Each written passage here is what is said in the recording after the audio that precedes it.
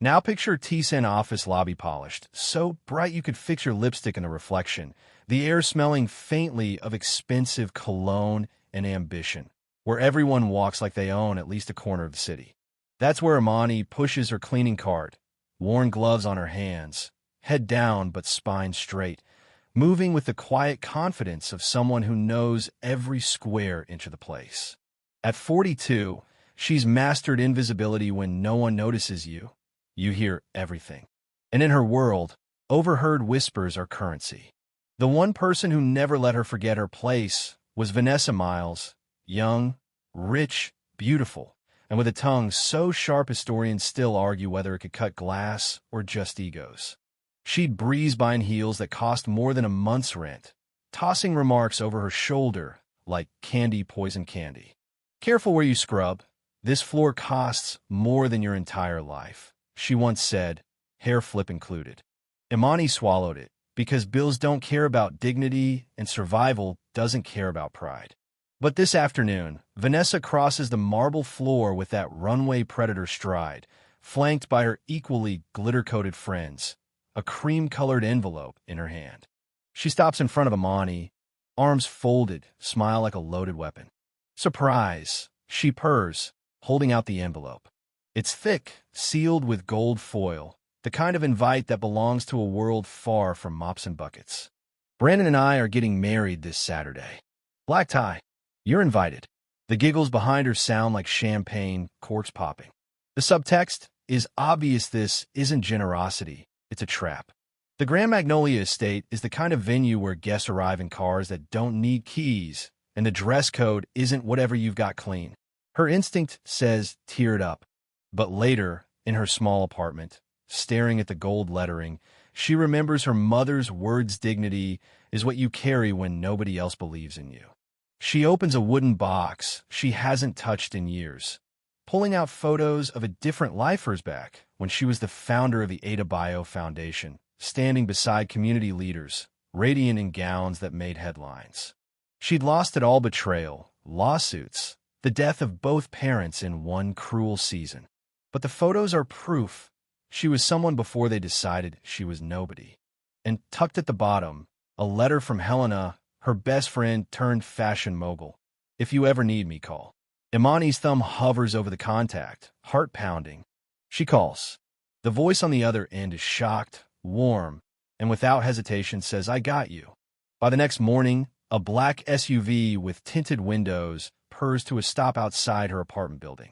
Out steps Helena, tall, magnetic, and dressed in a suit so sharp it could probably get its own security clearance. Her oversized sunglasses hide most of her face, but when she sees Imani, they both freeze for a heartbeat before Helena breaks into a grin and pulls her into a hug that feels like it's sewing pieces of her back together.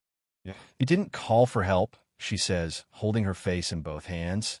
You called for a reminder of exactly who the hell you are. Inside, the two women spread old photographs and certificates across the table like they're drawing a battle map. Helena flips open her sketchbook, pins scratching as if she's racing a deadline only she can see. Structured shoulders, clean lines, regal silhouette, and no gimmicks. When you walk into that wedding, they won't see a janitor. They'll see the woman they tried to erase and failed. Imani hesitates, murmuring about money, but Helena waves it off like someone swatting at a fly. Don't insult me. This isn't charity. This is justice. They spend hours in a creative, frenzy-luxurious fabrics draped across her shoulders, jewelry cases popped open to reveal gold and silver that could light up a dark room. Makeup artists arrive with kits like treasure chests, hairstylists discussing textures and crown braid possibilities. Imani watches herself in the mirror as each layer of polish is added, but it's not the makeup that changes her, it's the posture. The way her chin lifts a fraction higher with every passing hour. Somewhere between choosing earrings and settling on a silk gown that flows like molten midnight with gold accents, Helena tosses in a quirky tidbit she read once. You know, Cleopatra used to sail up the Nile in a barge with purple sails just so the wind carried her perfume ahead of her. Now that's an entrance. Imani laughs, shaking her head, but the image sticks. Not just attending a wedding. She's staging a reclamation.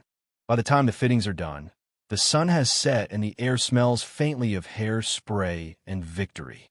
Helena squeezes her hands and says, "When you walk into that place, remember you don't need their approval. You bring the room to you." Historians still argue whether courage is born in the moment or built over time. But that night, Imani feels both like this courage had been sleeping inside her for years, and now it's wide awake. She goes to bed with her gown hanging where she can see it, the gold accents catching the lamplight, whispering promises of a night that could rewrite everything. The day of the wedding feels almost too perfect, sunlight spilling like liquid gold, a breeze so gentle it barely ruffles the petals of the manicured roses lining the Grand Magnolia's driveway. Guests glide across marble courtyards in gowns worth more than a small condo, tuxedos gleaming, champagne flutes clinking under chandeliers hung from oak branches. In the middle of it all, Vanessa poses with her bridal bouquet like she's on a magazine cover, whispering to her friends that the janitor obviously won't show she knows her place. Then a sleek black car rolls to a stop at the front gate. The driver opens the rear door, and first, the shoes of Persik-cinch black satin stilettos catching the light. Next, the gown, black silk flowing with gold accents that shimmer like molten sunlight. Her hair is braided high into a crown, a single necklace resting at her collarbone, a silver chain with one black stone in the center, quiet but commanding. And her face, calm, unapologetic, carrying the kind of authority you can't fake. The courtyard goes silent, servers mid-step, conversations cut in half.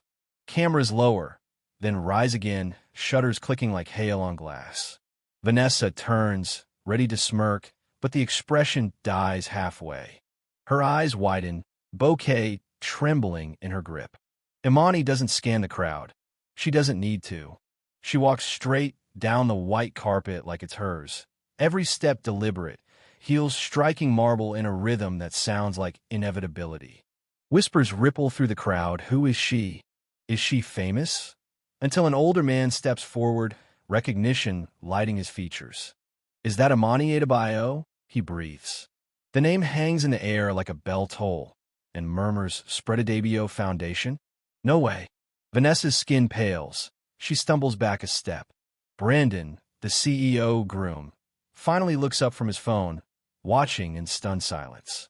The man takes her hand, voice trembling. Your father was a legend. Your mother changed lives. We all wondered what happened to you. Imani smiles softly. Life took me places I never imagined, but never took who I am. She turns her gaze to Vanessa, her voice steady, almost gentle. I didn't come here for revenge. I came to remind you and everyone here that dignity isn't about money or titles. It's about who you are when no one's watching. A single clap starts, then another, until the entire courtyard rises in applause, some guests with tears in their eyes. Vanessa shoves past them, bouquet tumbling to the ground as she disappears from view. Brandon mutters something to her retreating back, but Imani just breathes in, taking in the faces that now see her, really see her. A few guests approach, offering to help restart the foundation, pledging support. She nods, blinking back emotion, then walks toward the exit where Helena waits, arms folded, pride written all over her face. They slide into the car as the applause fades, the sunset draping the sky in gold. Imani looks back once, then forward, her voice low but certain. This is just the beginning. The road away from the Grand Magnolia is quiet, the hum of the engine soft enough to let her thoughts drift. The weight in her chest has shifted lighter, but solid, the way a crown might feel if you've learned to carry it without hands. Outside the window, the city unfolds in dusky shades, streetlights blinking awake one by one, each glow catching on the glass like little nods from the universe. She watches people crossing sidewalks, some dressed for shifts that start when others are winding down, some with tired faces but purposeful steps. She thinks of how many stories live in those face show many have been overlooked the way hers was, and how many could be pulled back into the light. Helena drives without hurrying, one hand on the wheel, the other resting on the armrest like she's guarding the silence. It's a companionable quiet, the kind that says everything important has already been spoken. Imani leans her head back, feeling the softness of the seat cradle her, the faint scent of Helena's perfume mixing with the evening air sneaking in through the cracked window. Historians still argue whether moments like today truly change the course of a life, or if they simply uncover the path you were meant to take all along. Imani doesn't have the answer. What she does have is the memory of the applause, the feel of the marble under her heels, and the look on people's faces when they realized she wasn't who they thought she was. That will be enough for now. As the car turns toward the part of town where the buildings grow smaller, but the stars seem bigger, she exhales slowly. Tomorrow will come, and with it, work to be done. But tonight she is simply herself, and that is everything.